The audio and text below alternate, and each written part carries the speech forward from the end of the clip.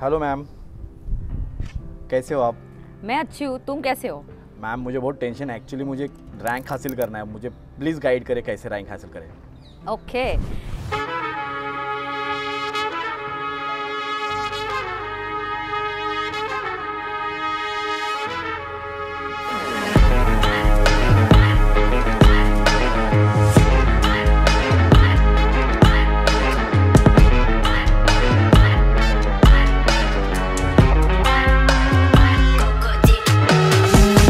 CA course में rank लेके आना requires a lot of planning, sacrifice and hard work. So ये जो प्लानिंग होता है रैंक लेके आने के लिए, I can divide this into 3 parts. One is during your classes, second is during the PL which is the most important part, that's your study leave, and third is 3 hours of exam paper वाला जो time होता है वो। Dear students, classes के दौरान आपको कुछ important points ध्यान में रखने पड़ेंगे so that your planning for rank starts from there itself. पहली बात जो होती है कि क्लासेस के दौरान ही you should finish your conceptual clarity, complete your syllabus completely along with the classes. उसके साथ ही आपका एक रीडिंग हो जाना चाहिए, टॉपिक वाइज प्रॉब्लम सॉल्विंग आपने कर लेना चाहिए सो दैट जो भी आपको डाउट्स अराइज होते हैं तो आप क्लासेस के दौरान ही आपकी फैकल्टी से क्लियर कर दीजिए। यहाँ पे आपका कोई भी बैकलॉग नहीं होना चाहिए, पूरे नोट्स आपके कंप्लीट हो जाने चाहिए। ऐसा करने से क्या होगा, जो पीएल का टाइम मिलेगा वो कंप्लीटली आप सेल्फ स्टडी के लिए यूज़ कर पाओगे। The most important part for getting a rank is your PL. PL is your study period. यहाँ पे सबसे इंपॉर्टेंट स्टेप है प्लानिंग। प्लान एकदम अच्छा और तगड़ा होना चाहिए, बहुत ही ऑर्गेनाइज्ड में आपको पढ़ाई करनी पड़ेगी। जो आप प्लान बनाओगे उसको कंसिस्टेंटली फॉलो करना है। सो पहला पार्ट है planning, second part is consistency, third important part is identify your weakness and your strength. जो आपका स्ट्रेंथ है, आपके जो स्ट्रेंथ या स्ट्रॉन्ग सब्जेक्ट्स है वो आपके बफर वाले मार्क्स लेके आएंगे। जो आपका वीकनेस है तो आपने उसको इतनी तो भी तैयारी करनी चाहिए कि आप वहाँ पे भी स्कोर थोड़ा सा इंक्रीज कर सकते हैं। जो वीकनेस होता है उस पर आपने ज़्यादा ध्यान देना चाहिए so that it can also help you to increase your score. The next important point is self study. Students, self study को कोई replacement नहीं है। You must watch revision lectures, marathons, but सबसे important होता है आपकी self study।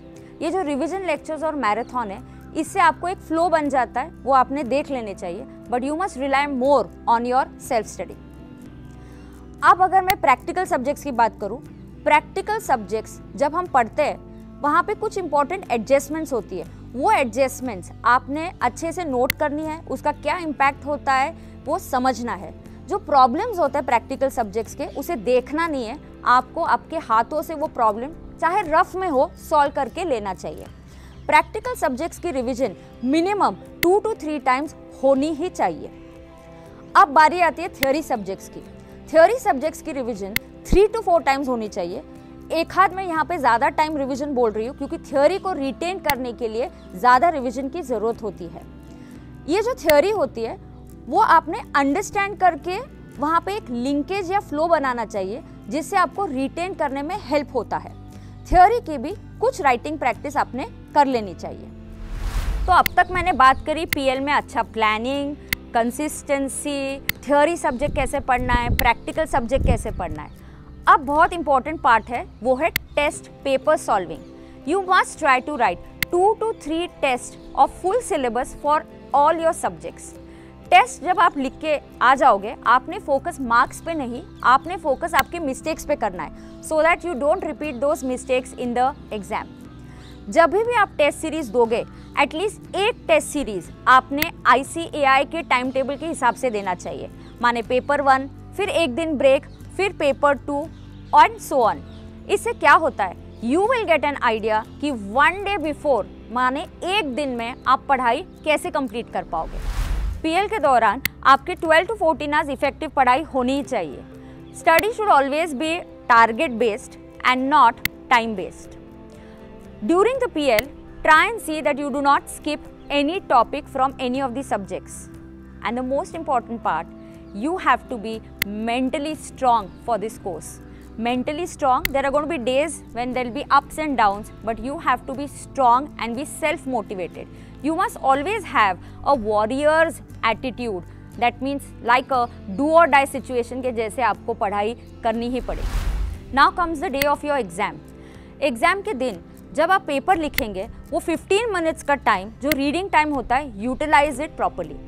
If you come across some concept और you read a question जो आपको ध्यान में नहीं आ रहा है, do not panic. You have to be very very strong during this 3 hours of your paper. Write your answers very skillfully, elaborative answers with complete working notes. You must try and complete the 100 marks paper. सबसे important tip जो मैंने as a student follow की थी and I think it help me to achieve my ranks in inter and final was that Sunday वाला जो day होता था मैं पढ़ती नहीं थी.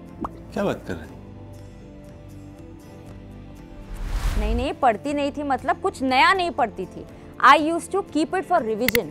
I use to revise something what I had studied 15 days back, 10 days back. So Sunday was totally kept for revision. I used to solve surprise test papers और surprise problem solving. जैसे accounts का कोई भी chapter open कर लिया, जो problem सामने आता मैं सॉल्व करती. This helps you to sharpen your learning skills and the skills of recalling your learnings. ये बहुत ही ज़रूरी है क्योंकि हमारा सिलेबस बहुत वास्ट है. मज़ा आया और मैं ये जो मज़ा है हिंदुस्तान के हर व्यक्ति को देना चाहता हूँ. Dear students, with all these tips and guidance that I have given you, I am sure you can achieve your goal and target, and there's nothing that can stop you from soaring high into the sky.